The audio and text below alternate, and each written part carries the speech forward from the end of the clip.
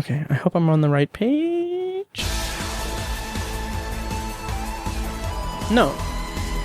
No, that's not right. It's not? No, it's this one. You're clean, aren't you? Except for your tower. You're a tower junkie, Roland.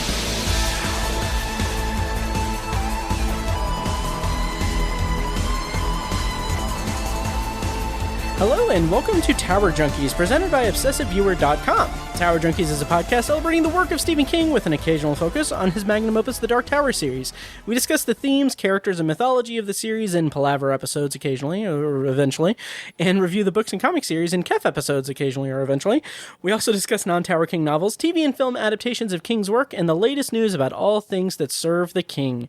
You can find more of our work at TowerJunkiesPod.com. You can also like the Facebook page at Facebook.com/TowerJunkiesPod, and follow us on every level of social media at Tower Junkies Pod. And if you want to support what we do here, you can become a patron at patreon.com/obsessiveviewer. I don't have a goofy ad read for that, but $1 per month gets you exclusive B-roll episodes recorded specifically for Patreon, spread across all three of our podcasts. $2 per month gets you that, plus TV reviews and reaction episodes, including weekly immediate reviews of Loki, Falcon and the Winter Soldier, Lacey's Story, and more shows to come.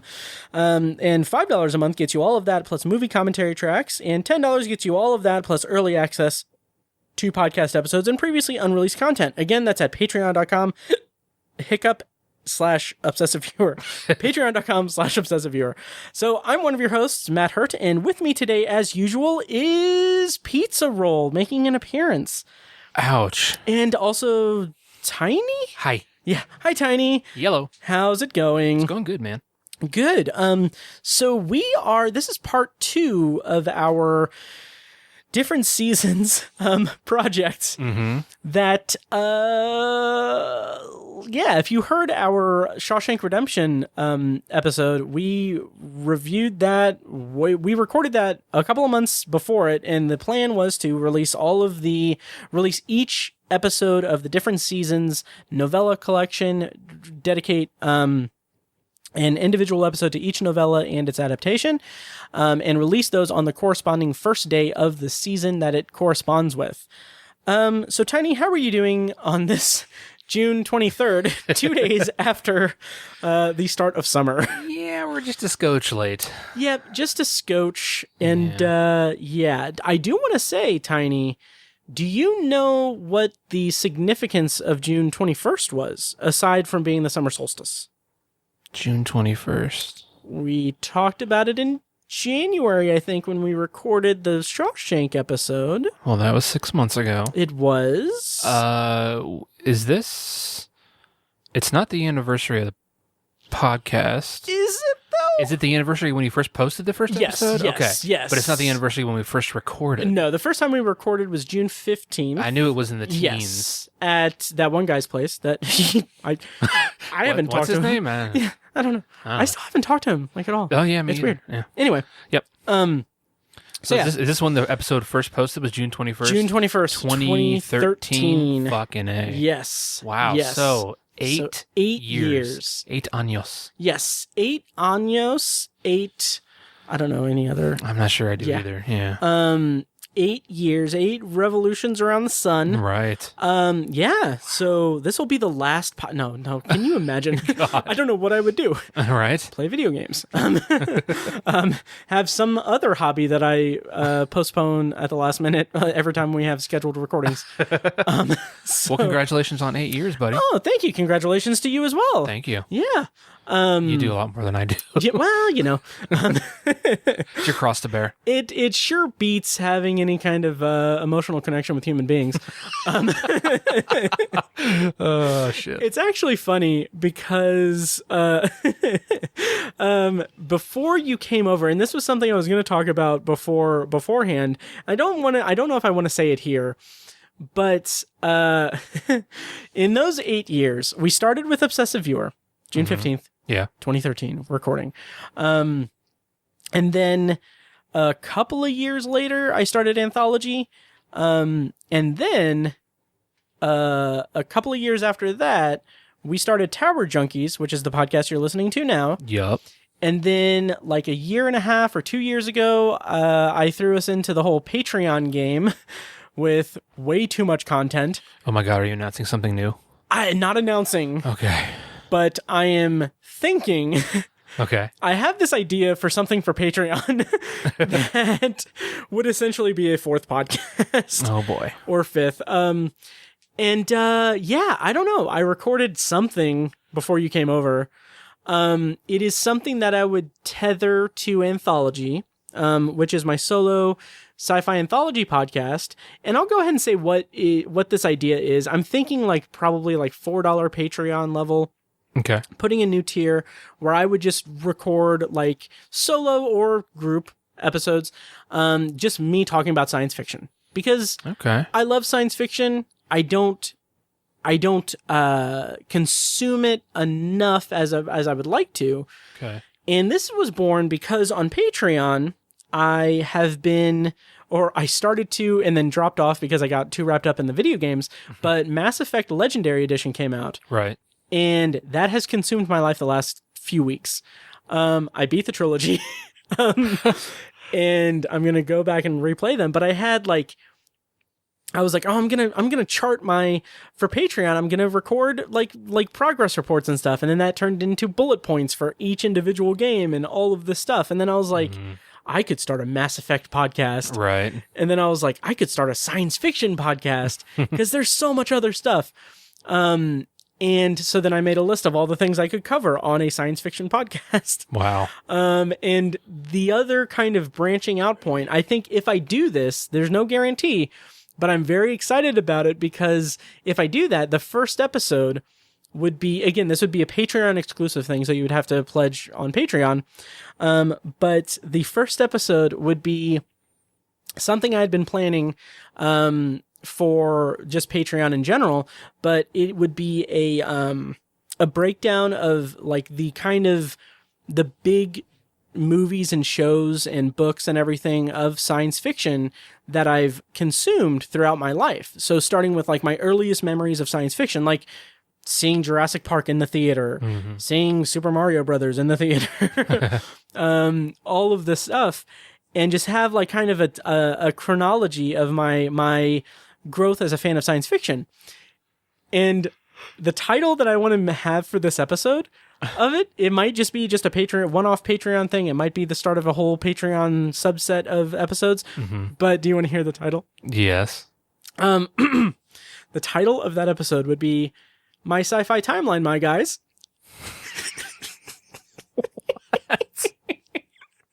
It's my sci-fi timeline, my guys. Yeah. And you're like really proud of that. I'm very proud of it. My sci-fi timeline, my guys. I keep saying it to myself and giggling. Yeah. So I don't know. Maybe that's something. Maybe I recorded something about 2001: A Space Odyssey by Arthur C. Clarke that I recently read. So I don't know.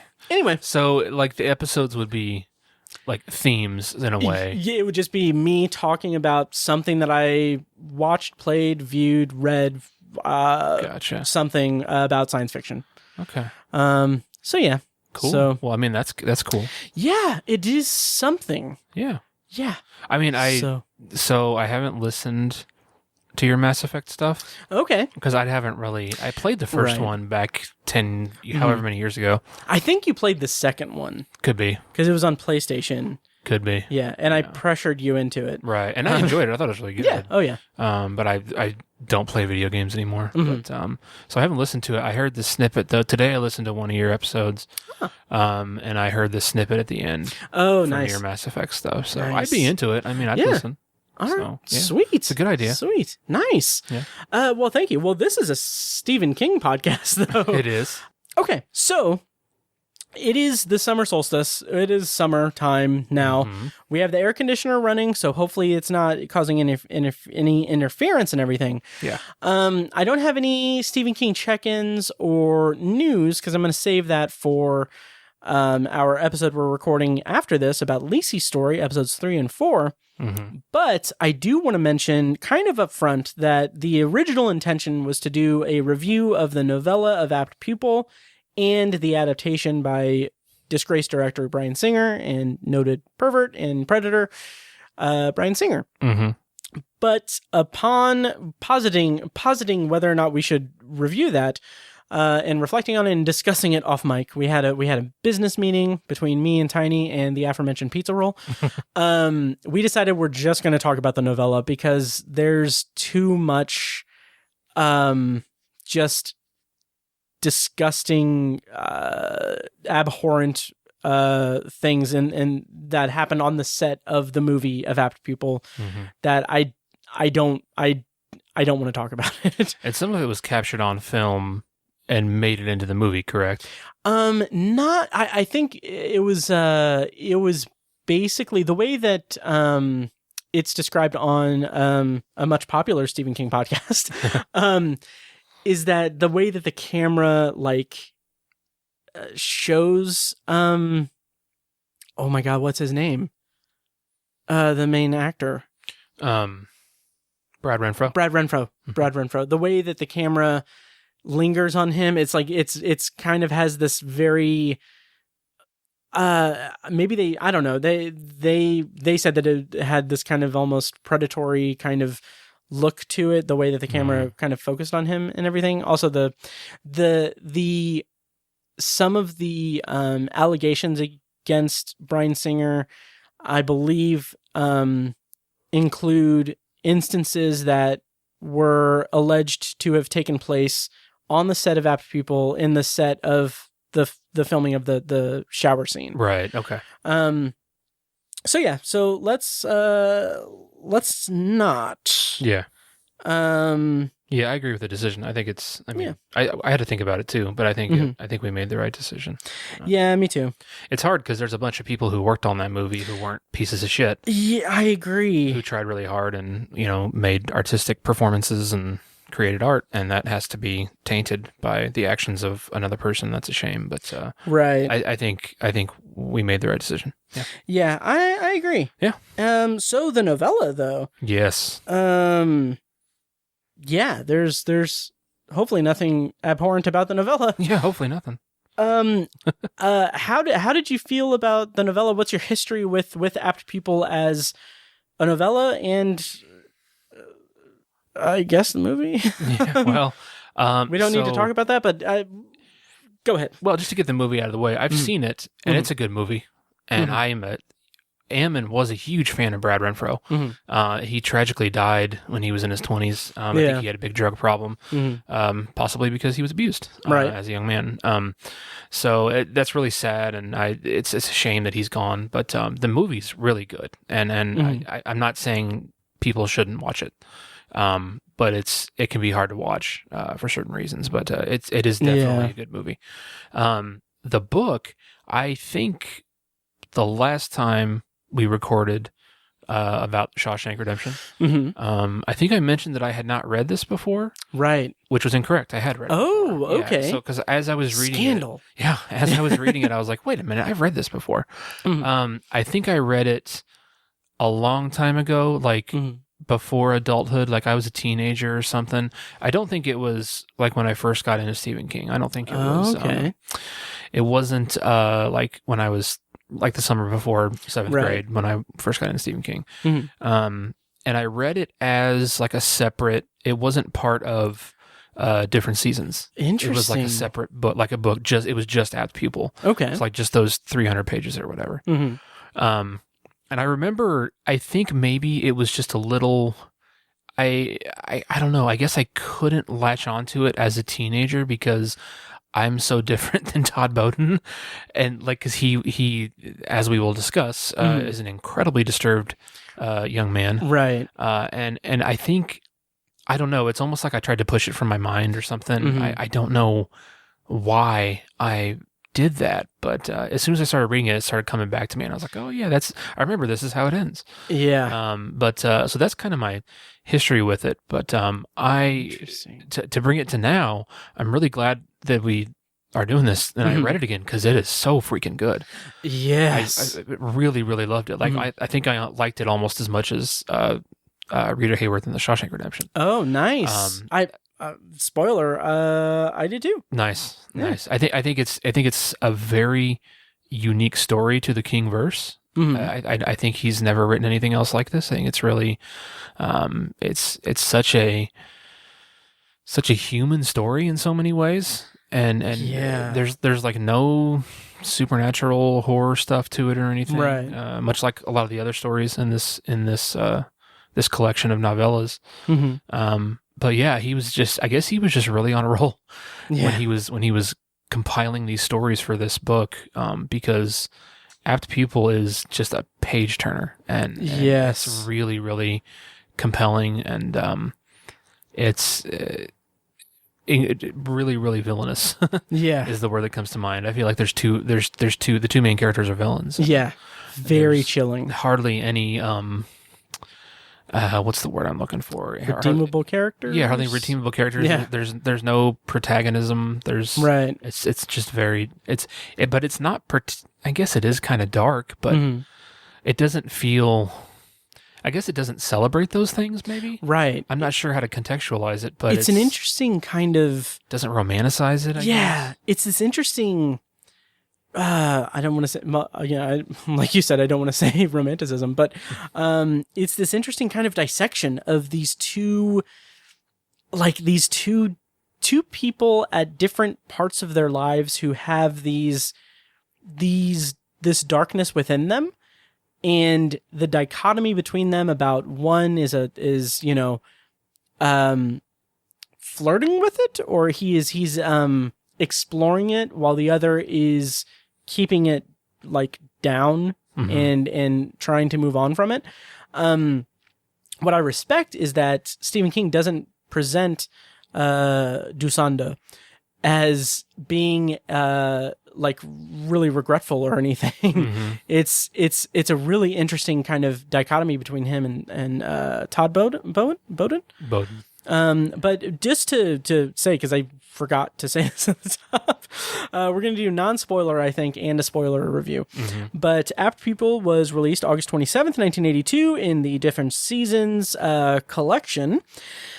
The plot summary, courtesy of StephenKing.com, is a golden California schoolboy and an old man whose hideous past he uncovers enter into a fateful and chilling mutual parasitism. Parasitism. I'm not sure on that one. That's weird. I don't know. Parasitism. Which is a love of Bong Joon-ho's Oscar-winning movie. Nice. So anyway, so non-spoilers, we kind of already touched on a lot of it, but man, I really, really was taken with this novella. Right. It is something that for a collection of novellas that isn't necessarily, or is billed as not being a horror collection, we will see that with The Body, and we have seen that with Shawshank, Rita Hayworth and Shawshank Redemption, but with The Breathing Method and with Apt Pupil, we have more grounded horror element. Well, not with The Breathing Method, but with Apt Pupil, we have a more grounded, horrific experience. Right. And what I love about it is that, like I said, that dissection, that the way that they influence each other, it's this very twisted story. Yeah, I think what's so great about the novel and why it's easy to get into is I think a lot of us had a similar notion to Todd Bowen. Nazi ideations. Well, no, like it's where you find out about, I remember like as a kid learning about the Holocaust, and you develop this kind of morbid curiosity because it's such a horrific thing that nothing that horrible has ever happened again. And it's so idealized, and for lack of a better word, it's kind of fetishized by some people. And I think most of us, when we hear about it, we have that morbid curiosity, and we want to learn more about just how horrific the human experience can be. And that's probably the most famous example of it is the Holocaust, in both suffering and in perpetrating something that awful through the Nazi Party and through anti-Semitism and things like that. And so I think a lot of people around the age, maybe 11, 12, 13 is when you first get introduced to what the Holocaust is, and you have that morbid curiosity, and the degree that Todd Bowden takes it to it's extreme at first, and then it just gets more and more disturbing. And I think that's kind of the end, and that's how people get involved in it. The reader gets involved in it and gets into the story, and from there it just takes off and goes down this really, really disturbing road. Yeah. So, and kind of as a brief sidetrack with that comment about learning about the Holocaust and everything. As a teenager and everything, did you? I don't want to get into a whole thing, but Marjorie Taylor Greene, her comments, the QAnon congresswoman or something. I haven't seen her comments on it. Yeah, she said that being forced to wear masks is the same as the Holocaust. Gotcha. And then she doubled down on that and said. Go ahead and listen to Anthology, my Death's Head Revisited review, because I have sound clips on that. But anyway, she doubled down on that, and then within the last week, she was like, I visited a Holocaust museum, and now I know the severity of the Holocaust. I'm like, now you know? Yeah, bitch, you're like 40. For real. Yeah, that doesn't absolve you from that. Also, you think that there's Jewish lasers or something because you're a fucking whack job. Wow. Anyway. So the Holocaust is bad. Yes. Nazism is horrendous, and it's interesting that reading this book and reading this novella, I'm about to be 35, and a few years ago I read a book about the rise and fall of the Third Reich. Yeah. And obviously before then I knew the severity of the Holocaust. I knew about it, but just reading about it is horrendous. The devil's in the details. Yeah. And the way that King writes, Todd Bowden, I just remembered that I was bringing up my notes, as someone who is flirting with that is just so disturbing, and just, for lack of a better word, just really, really fucked up. Right.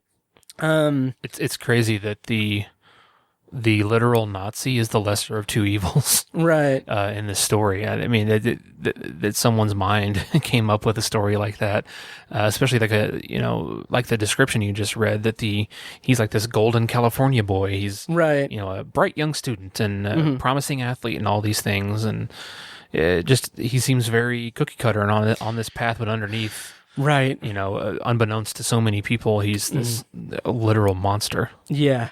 Oh, yeah. Figurative monster, but... Yeah. Yeah. Oh, I was going to start this with... first question I have for Tiny. Nazis, good or bad?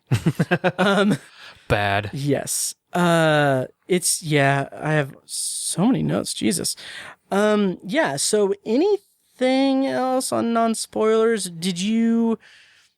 when you read it, did you remember the ending, obviously? I did, yeah. Yeah. Yeah. Pretty, I think it's a really good ending. Because the story is a progression of disturbances. Yeah. Of disturbing things, right? That just, it's starts out relatively tame, where Todd wants the gory details of what it was like to be the head commandant or whatever of a concentration camp.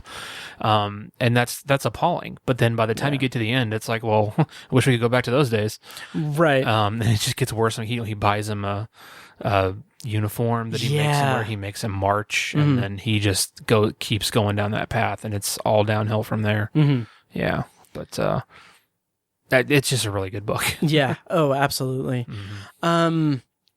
Should we go into spoilers for it? Yeah, sure. Okay. Well, I'm going to play some music here. We're going to go into spoilers for Apt Pupil, the novella. Probably talk about a little... I don't know. We won't talk about the movie. But to break it up, I'm going to play a little bit of music here. And when we come back, we're going to be spoiling Apt Pupil.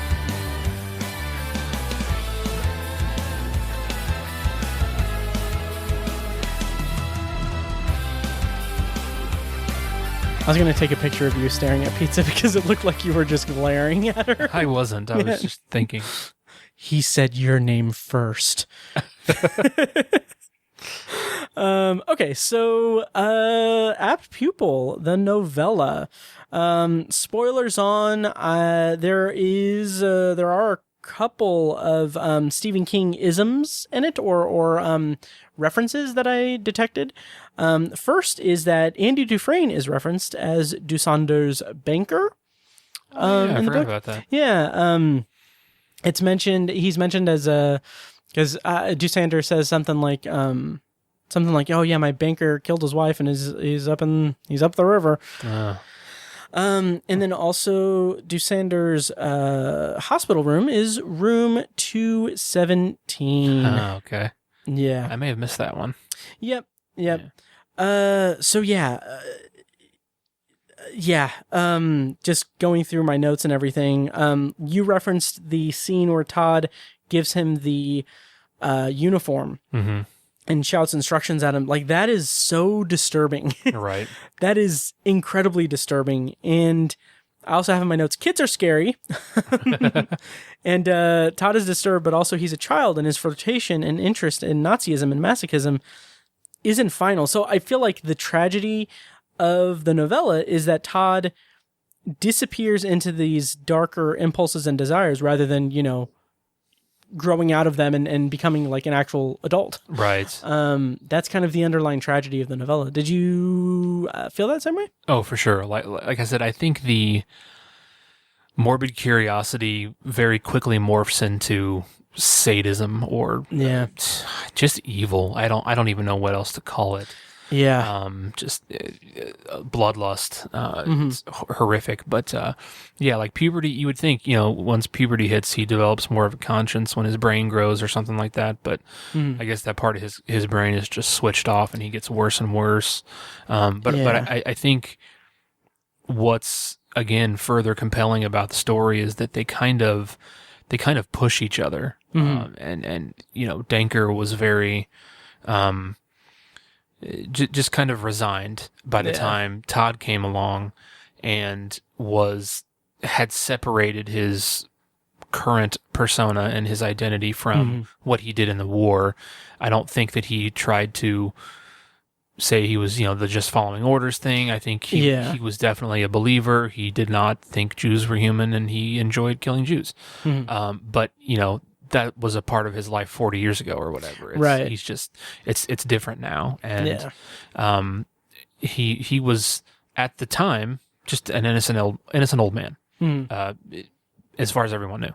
Yeah. And then what happens is Todd starts bringing these things up and it starts to get his blood up. And I guess that's how I'd put it. But he starts killing things again, and his bloodlust returns, I guess, and they sort of kind of start one-upping each other to the point where they're just murdering people. It is so incredible the way that King writes that build-up, that the way that the relationship and the toxicity of that relationship grows between them is so fucked up. Yeah. Like, it is this really, really weird, skewed, fucked up mentor-mentee relationship, and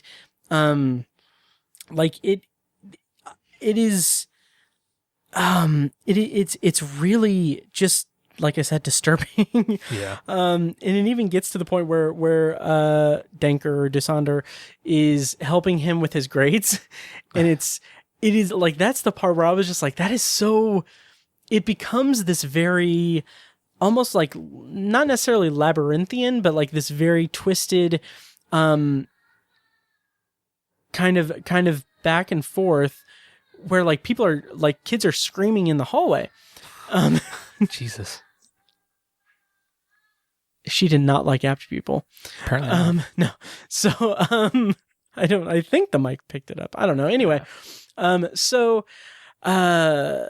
anyway, it is this back and forth that's so twisted and grows so just aggressively throughout between them and everything, that when it reaches a point where they actually have like a weird, like actual like sort of positive mentor-mentee relationship, like when he's helping him with the grades, it is out of self-preservation. Like it's because he doesn't want to get caught, or it turns into this very fucked up game of kind of cat and mouse. Yeah, it's like a means to an end. It's everything becomes a balancing act, a balance, or an obstacle to the fulfillment of bloodlust or murder, whatever it is. I don't even know how to classify it. Serial killing, I guess, but I don't know what you'd call the mental compulsion that they have to do that. I don't know. But yeah, it's weird how it's like everything funnels towards that one desire. And it's like, even I think one of the more interesting parts is where he loses his virginity. Todd does, obviously, and he basically doesn't enjoy it. He gets no sexual gratification from sex. And he puts up appearances, and he fakes it. And it's disturbing because it's not that he's like it's not because he's like not interested in it or anything. It's because he can't form that connection, or he is such a he's a sociopath. Yeah, the pleasure receptors in his brain are attached to inflicting pain on others. Exactly. Because he has like the wet dreams where he's essentially harming someone, and that's what gets him hard. But instead of having regular intercourse and achieving pleasure that way, he would rather be, I don't know, electrocuting torturing that person, and that would get him off. And that's incredibly disturbing for a 17, 18-year-old kid. Yeah. Oh, absolutely. Yeah. The way that both of them, when they get into this, this kind of game of cat and mouse to an extent, where they both have these different ways that they have, they don't trust each other, rightfully so. So they tell each other that they have these kind of insurance policies on each other, right? Or they have like these kind of backup plans. This way that, like, okay, if you kill me, the truth's going to come out. If you kill me, I'm gonna, like, everything, your life is going to be ruined or whatever. Right. That I've thought was incredibly well done, and really upped the tension and really made the story kind of really be more psychological in the thriller aspect of it. Right. Yeah, it was amazing. Well, and especially because they're both bluffing. Yeah. And the more interesting part is that I think Denker or Doosander, he knows it right away. I think he figures it out. He's like, oh, this kid's full of shit. Right. Whereas Todd buys it for a while, and it's like, well, yeah, he's a fucking kid. He doesn't know any better. He doesn't have any life experience. Right. It exemplifies the gap between them. It'd be interesting to see how far their game of cat and mouse, to use your analogy, which is perfect, to see how far that game would go if Denker Doosander had never had his heart attack. Yeah. Just how far it would go. They would end up in a bloody bloodbath between each other or something like that. Who knows? But obviously that ending. Yeah, we'll get to the ending. Okay. I do want to talk about the heart attack though. Yeah. So throughout the novella, I was thinking, like, I don't know how this is going to end, because I hadn't watched the movie. I knew nothing about the ending of the book, or the story at all. And so the whole time I'm like, I'm grooving on it. I'm really into it. And I'm thinking, like, I don't know how this is going to end. And then in classic Stephen King fashion, he pulls the rug out from under you, has this fucking heart attack, like Denker has this heart attack, and it just throws a wrench in the spoke of everything going on, and that just takes it into a different trajectory. And I understand, and I can understand why some people would not like that in Stephen King's writing, but I was really into it. Yeah. How did you feel about the long stretches of passages about the guy, his hospital roommate, Mr. Morris, I think? how there was long passages of him working on the roof or something. He falls off the ladder, bitching about his wife. Yeah. He breaks his leg or something. Right. He goes into the hospital. He recognizes Danker, and then that's where kind of the chips start to fall and everything. Yeah, I feel like all that was like biding time or distraction. I don't know what the purpose of all that was. I didn't think it was necessary. It's classic Stephen King. It was, but he just went too far. He took it a little further than it needed to go. Sure. I don't know about too far, just further than it needed to go for the purposes of the story. In this story about this kid having wet dreams about torturing and murdering a young Jewish girl, Stephen King took it too far with this sidetrack plot of this guy falling off his roof and breaking his leg. I just mean creatively, I just mean structurally. Oh, man. I get what you're saying. It was too much for me. I had to stop reading. Yeah. Oh, yeah. I have a roof. That could have been me. Oh my God. That's ridiculous. That's so dumb. But no, I think a possible criticism that probably comes up is that what are the chances that one of his victims is going to be in the same town and they're literally going to share a hospital room? I kind of think that that's why King went on such a far sidetrack. Yeah. Maybe to get us talking about that instead of right. And the thing is, personally, my opinion, I'm actually okay with it. I think the fact that they literally share a hospital room is a bit silly. Maybe I think you can make an argument against it. But I'll say it would have been better if they were just in the hospital and the other guy, the victim guy, was walking around trying to get used to walking again on his broken leg and just happened to go by the room and was like, that guy looks familiar. And then they stop and talk. I think that's a little more believable. Sure. But I will say weirder shit has happened. Right. The truth is stranger than fiction. That a Nazi commandant and one of his victims 40 years later would share a hospital room. Like weirder shit has happened. Especially considering people fleeing Europe and coming over here and everything. Exactly. There are some incredible stories about Jewish families being reunited halfway around the world that hadn't seen each other for 30 years. This stuff happened. And so it's, and I think they caught, who was the guy they caught in South America? One of the high up Nazi guys they caught in the 60s. I referenced him in my Death's Head Revisited review. I cannot think of his name. Of Anthology. Eichmann?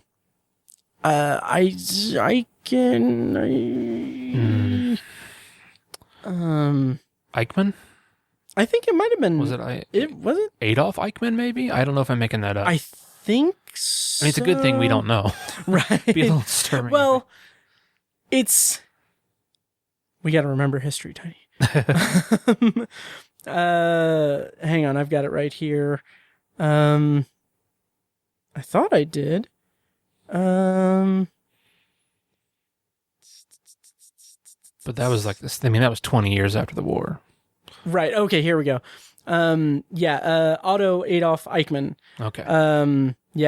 I referenced that in my anthology review of Death's Head Revisited because notable apolitical science fiction anthology show, The Twilight Zone, that never did anything political. Rod Serling was inspired to write that episode after the highly publicized trial of Otto Adolf Eichmann, considered the architect of the Holocaust. Okay, there you go. I couldn't remember what how high up in the Nazi hierarchy he was and stuff like that. But he was in Argentina or something, South America somewhere. Something like that. And I think someone just recognized him. And so this shit happened. Right. So I don't think it's maybe a little far-fetched creatively, but again, the truth is stranger than fiction. And so I'm creatively, I'm fine with that. And also it takes place, I think the story takes place when it present day of publication. So the early 80s, late 70s. At that point in the story, I think there, Yeah. So that, that's, think about it now, obviously. Right.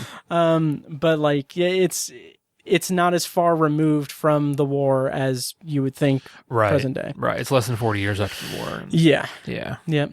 But the long passages about Morris kind of seemed a little bit, I don't know, it kind of diffused a little bit of the tension. Yeah, totally. But I think that I'm just more attuned to that from just being a fan of Stephen King. Because no other character in the book had more than, a page or two of description or for screen time, basically. Yeah. And it all had been Dusander and Todd. Yeah. And with the exception of Mr. French, the guidance counselor. That's true.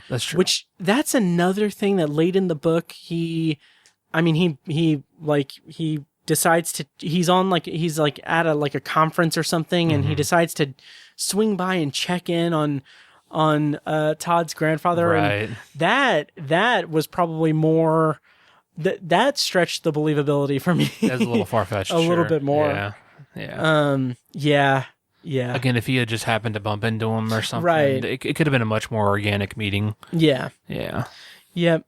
But I think we've gotten to the end now. I love the fact how that all concluded. Basically, Todd is caught by Mr. French. Yeah. And just the way that that plays out. First of all, the cat and mouse game with the police, with the interrogation, is incredible. Right. I love that because when the police leave, it's like you have all of these pages of this kid that seems like he's in control. Like he's flirting with this very fucked up kind of disturbed persona that he, like these disturbing, heinous crimes and this horrific kind of beast within him and everything, and darkness, and he is so attuned with that, and he is so conscious of it, and he does all of these things as a budding serial killer, masochist, sociopath, and then you get just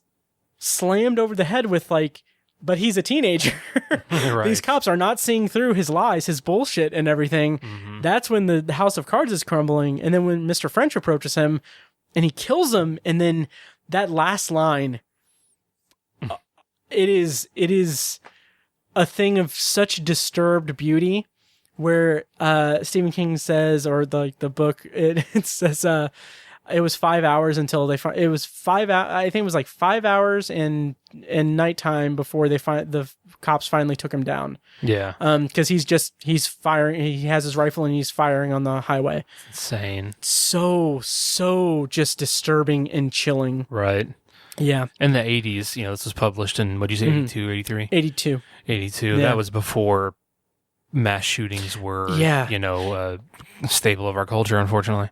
Right. And that's what I found really interesting about the movie that we're not going to talk about in any detail, but I kept thinking, I was wondering if they were going to go with that ending. They don't really, I don't think. No, I think he just kills... He kills Mr. French. Yeah. Yeah. David Schwimmer?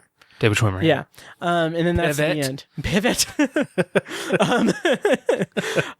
Reload. I don't know. That's terrible. But he kills him and he doesn't go on the spree, which I thought was interesting. Yeah. Well, not interesting, but I thought it would have been interesting if they went that route because the movie was released in 1999.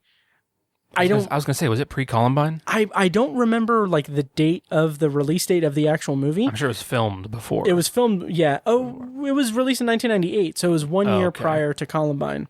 Gotcha. Okay. Yeah. So that. I mean, that would have been, somewhat, sadly prophetic. Right. Yeah. As far as that decision in the movie, I think that was probably a good idea because I think, especially, obviously, it wouldn't have aged well, and I think it would have. Again, maybe morbid curiosity would have made people want to see the movie for that reason. Yeah.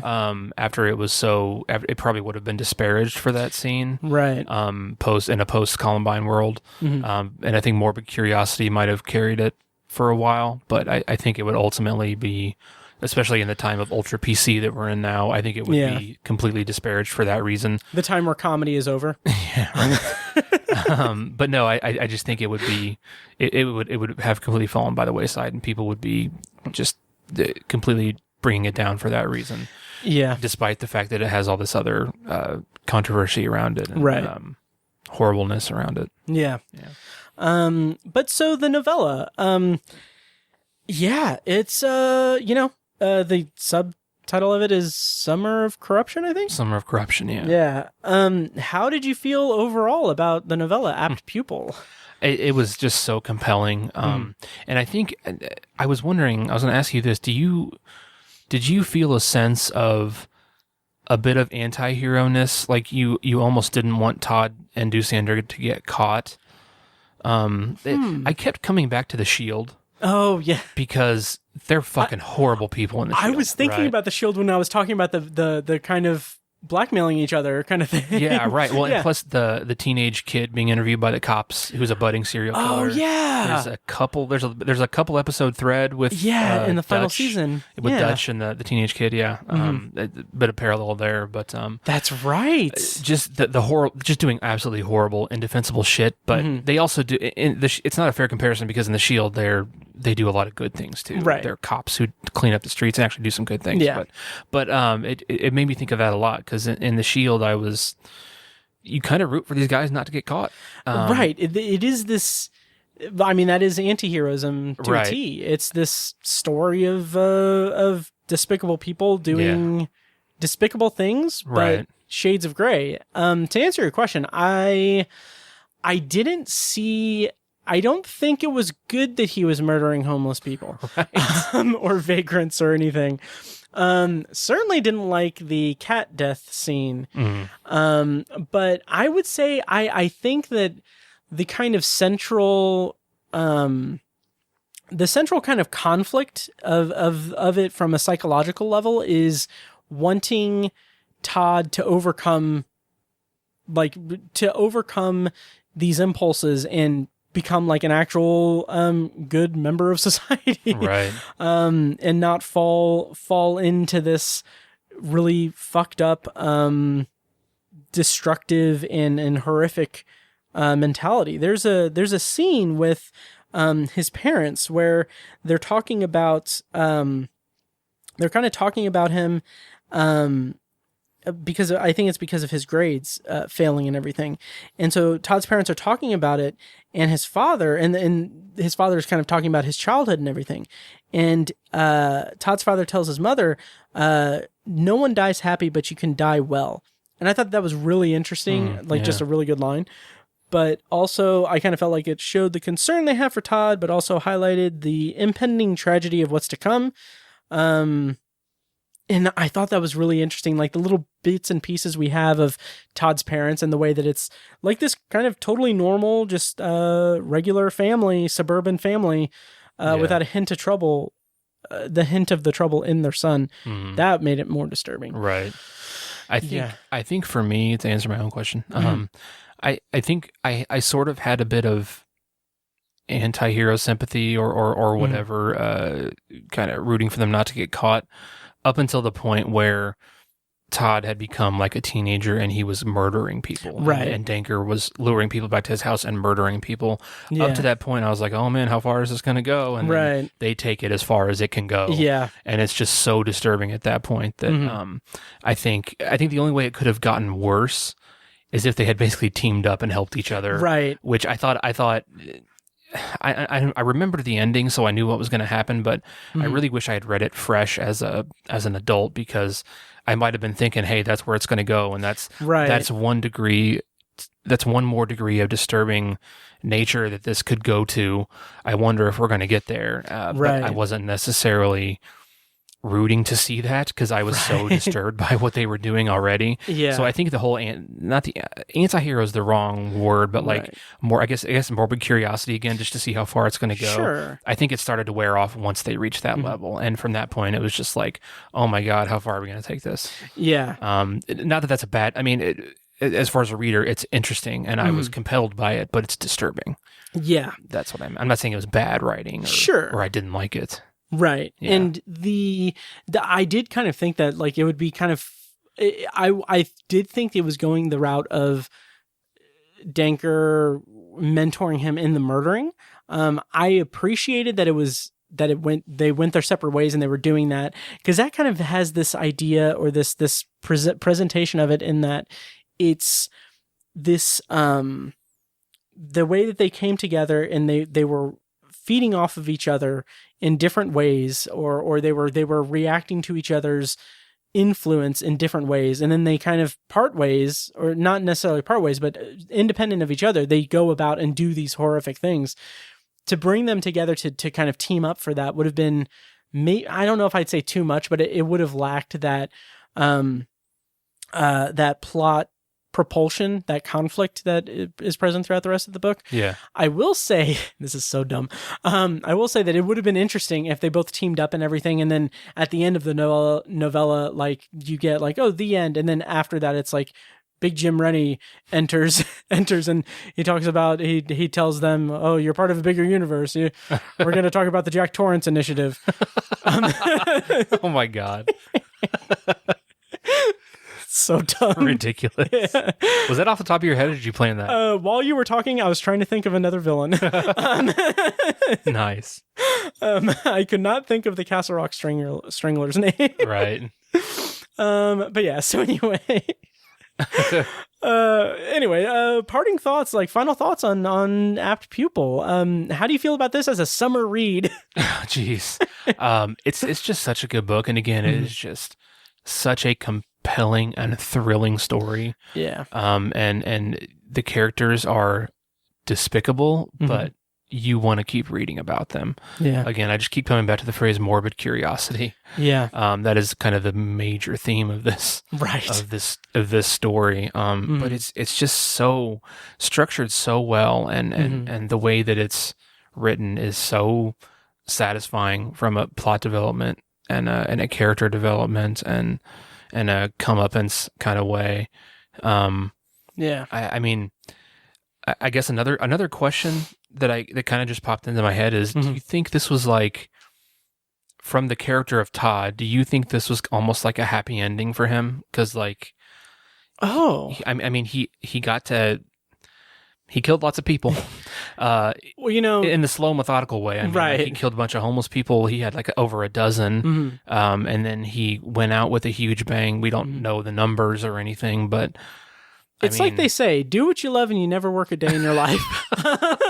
Jesus. Shit. I would say it's not a happy ending. But I mean, from his perspective. It kind of is him fulfilling kind of this dark, I don't know if I'd say fate or destiny of him, but I think that the tragedy of Todd Bowden is that he did not overcome this darkness. It is him falling into this darkness and losing himself in his life and destroying himself in the process. Yeah. From his perspective, I don't think so, because I think that he didn't have a death wish, I don't think. Right, that's true. So yeah. I think that, like I said, do what you love and never work a day in your life. Right. I think that he would have wanted to do that more. Yeah, right. This is more of a cornered animal. Yeah. Striking out. Right, that's true. Yeah. That's true. But I do see the big shootout at the end, and him just with a reckless abandon murdering people as like the ultimate high. Or like the ultimate orgasm, basically. Right. And like, this is a disturbing thought that I had, but I think Todd Bowden died with loads of jizz in his pants. Which is a disturbing thing to say, or a weird thing to say, but I think he had a raging hard on throughout it. I 100% agree. So yeah, but that's just an interesting thought exercise, I guess, or another way to think about the ending of the story. But so you heard it here first. Tiny says Apt Pupil had a happy ending. Oh man, from the right perspective, it did. Right? Yeah, everyone's the hero of their own story. Nice. So that kind of derailed that there, but no, I definitely see what you're saying, and I do agree that it does reach, like, he does reach his apex or his zenith. It's a blaze of glory. Yeah. Right. Yeah. But my total thoughts are, it's a really good book, and I wouldn't recommend reading it as a teenager. Right. Not because it's too much or anything like that. Like I think it's because I didn't appreciate it enough when I read it as a teenager. I think I really wish I had come to it fresh as the age I am now. Right. Which is how I came to it. And that was something that, I mean, I don't think, and I'll preface this by saying that we both have public school educations. I don't think, in my personal experience as a previous teenager, judging from my own experience, I don't think a teenager has a high likelihood of having the emotional intellect and empathy to really grasp. It's far less likely that a teenager would have the empathy or have the knowledge base to really understand how horrific and horrifying the Holocaust was. Yeah. And I agree. Yeah, and how demonstrably monstrous, Nazism was and fucking is. Yeah. Right. But I don't think they have that emotional context to that. So I'm glad that I read it as an adult who at least understands, how fucking horrifying the world is and can be. Yeah. Well said. Yeah, well, thank you. So that will do it for... I think so. Okay, good. Well, we are going to continue this series. The next one is going to be in September 21st. Okay. Knock on wood, we can actually get it released on that day. We're just a little late, though. Yeah, it's still summer. Oh, yeah. But we're going to be talking about, what's it called? The Body. Yeah. And Stand By Me, which it's interesting, Tiny. It's going to be a fall from innocence.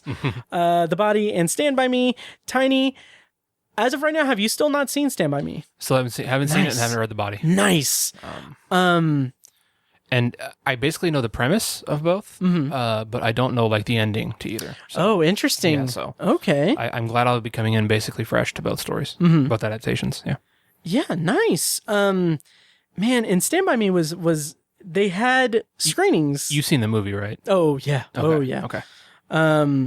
It is up there. It's one of my favorites.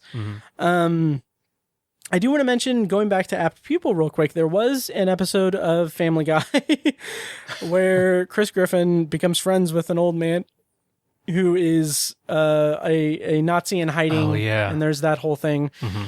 So yeah, anyway, Stand By Me is next time, September 21st. So read the novella and watch the movie before then. And we'll talk about it. Man, it's, yeah. Cause yeah, okay. So I mean, it's weird that Apt Pupil had a movie starring Brad Renfro, who tragically died, and now we have Stand By Me, which has River Phoenix, who tragically died. Right. So anyway, that is our episode. That's our happy summer, guys. Happy 8-year anniversary, Tiny. April showers bring May flowers. Yeah, and Nazis on, highways, I guess. Nazis marching. Yes. Oh yeah.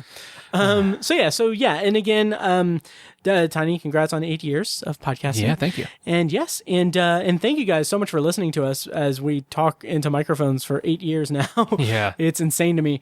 For context, if you guys only listen to Tower Junkies, we have obviously Obsessive Viewer Anthology and Patreon, a whole bunch of stuff. I've run the numbers, Tiny. Over the last 8 years, we have released across all 3 podcasts. I don't have the exact number in front of me, but over 500 episodes of podcasts. Wow. So our voices are out there forever. A lot. Yes. Yeah. So anyway, we really appreciate you guys listening to us. And I'm going to go ahead and play us out. Thank you guys so much for listening. And next time, I don't know when this is going to come out, but we're either going to be doing... It's Lisi's story either way. I don't know if I'm releasing this tonight or tomorrow after. I don't know. Anyway, thank you guys so much for listening, and we'll see you next time.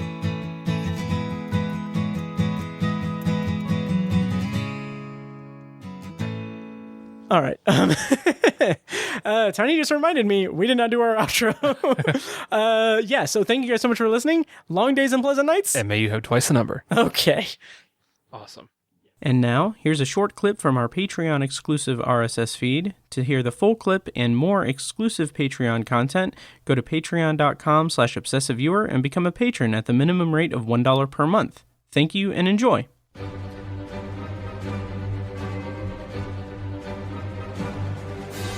And now Loki is about to premiere on Disney Plus. And I got some screeners for the first 2 episodes before the show premieres on June 9th. And I'm gonna review the first episode of Loki. And here's my review of the first episode. Hi, Patreon. So I thought that Loki had a natural endpoint there.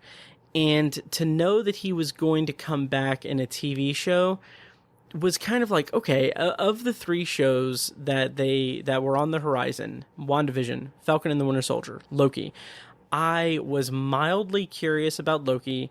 I was kind of uninterested in WandaVision, and Falcon and the Winter Soldier I was 100% game for.